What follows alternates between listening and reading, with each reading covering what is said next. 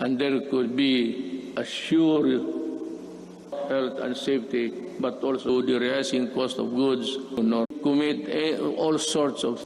Pag bumalik kayo sa sigurado, hahanapin ko kayo. Do not ever COVID-19 levels at makes ways. I am happy that I have talked to you today.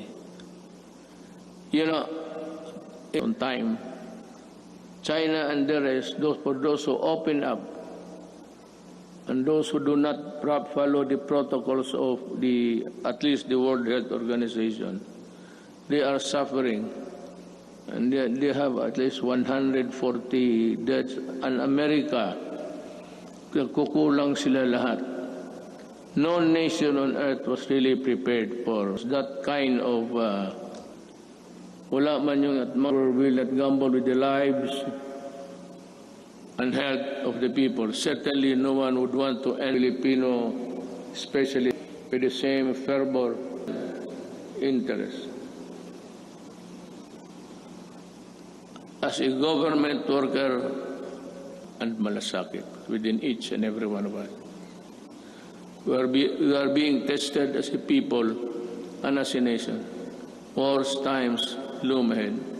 But I do hope that this spirit of solidarity and unity will serve as a drumbeat to which we shall march in unison in our quest for the light at the end of the tunnel. I appeal to each and every Filipino, let us take care of one another.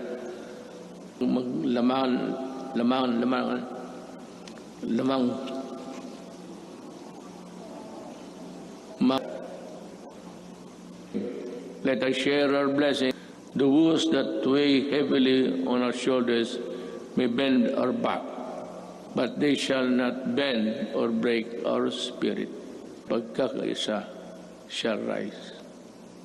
Together we shall overcome. Before I noted between us sa gobyerno, hindi tayo nakakaintindihan. You know, Drilon extended, he was defending contract of Ayala Water was being drafted. And why are you fumigating? Bakit kasi ikaw lang ang galit? Nasabi mo na dynasty. You are a Congress. Ikaw ang my country. It's something ng mga oligarchy, kung ano. Then you proceeded to characterize everyone, every name. To my countrymen, the oligarchy that exists in this country is the friar lands and all the benefits that were passed on to the insulares who did not go back to Spain or to the Spaniards and into their. But that was long ago. It has been forgotten. This is the oligarchy and the electricity and power. Yan ang oligarchy mo, Drilon. Wala nang oligarchy dito except that.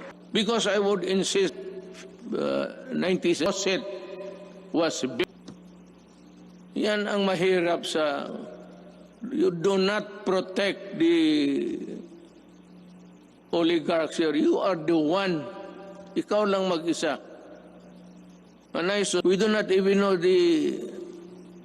ang mga abogado sa public documents. Hindi nga alam. Hindi nga alam kung nakagraduate ba. Ayala got Accra. Accra did not handle big corporate. Yan ang mahirap. Bangga tayo dito. Me, increase. Ayan. Wala ka. Palaging brown out lahat.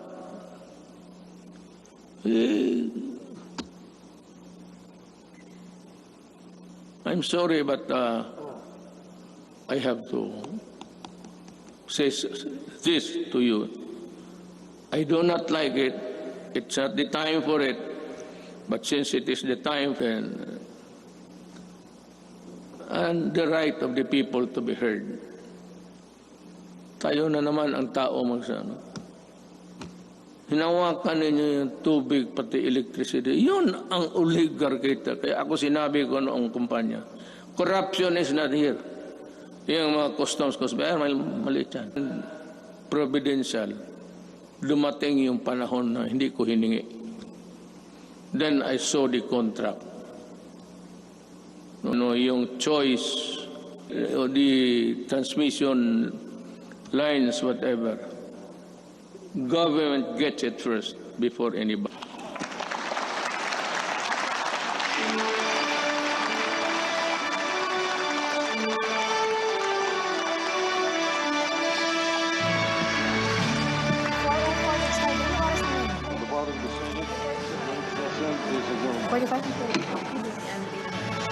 Ng Pangulong Rodrigo Duterte sa kanyang SONA, mensahe sa taong bayan. Tama naman ang sinabi ng Pangulo, no, na ang bill na gagawa para pagbawalan ang political dynasty. Wrapping up just now after an hour and 41 minutes. Forward amid this COVID-19 pandemic, let's listen in to... For our country was suddenly snuffed by a pandemic virulent virus from the onslaught of this deadly disease. But let us not despair. Will itself be laid to rest. Courageously and willingly put their lives on the line to serve the people and country. We share the griefs of their families, and no amount of tears can compensate their great. Well, Pinky and Rico, this was, of course, the President's SONA, the fifth SONA, an hour and 41 minutes. He didn't break his record. In 2017, it was a 2-hour speech that he delivered there at the Batasan. It is, but for me, there are just some 6 points that I thought really stood out. First of all, that announcement he made, no, about how he was going to go after Globe Telecom. He said Globe. He said, kung ganoon na lang, edi ibigay nyo na lang sa amin. He was complaining about the service, the telecom service, and he said the Ayalas had weathered that crisis when the president was going after Manila Water, which the Ayalas own, and Maynila, the two water companies that service Metro Manila and surrounding areas. The other second, I wonder if you remember, the very last person who was put to death by lethal injection was drug-related charges. And he says in all his speeches, and he said it again, to grace periods, especially for the MSMEs, let us help them recover.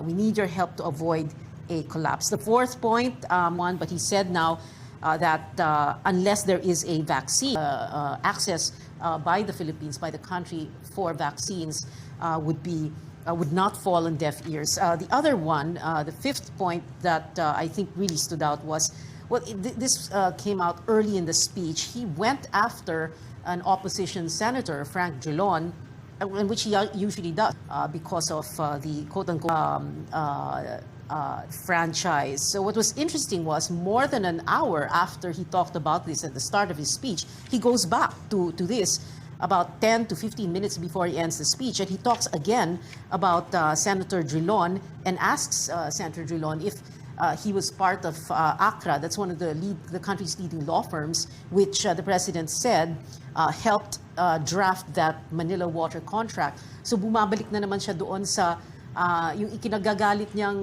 kontrata sa Manila Water at Maynila. Remember, a few months stood out was itong marami siyang Bureau of Disaster Resilience frontliners and everyone who had helped to combat this virus.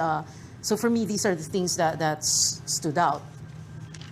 All right. Pinky? When we talk perfect, and he assured the public, and he said that they are in the past as well. Industry needs to be there needs to be a boost in local tourism. The president's urging everyone to travel locally. And of course, the assist, sabi po niya, ang kailangan ngayon, malasakit at bayanihan ang pairalin. There has to be some sort of amenable arrangement with the tenants, which, a lot of people actually really talk about. Kasi nagkakaroon, the children of the displaced. That he used the word in trying to gain anything back from China, because it's not only the Philippines, but you also have the likes of Vietnam, you have Brunei, and other countries in Asia who have claims to that South China Sea. And what I, of course, noticed, of course, looking at the business and financial aspect of his speech, everyone was expecting the president to come up with stimulus packages, tax reform law, which is which will reduce the corporate income tax from 30%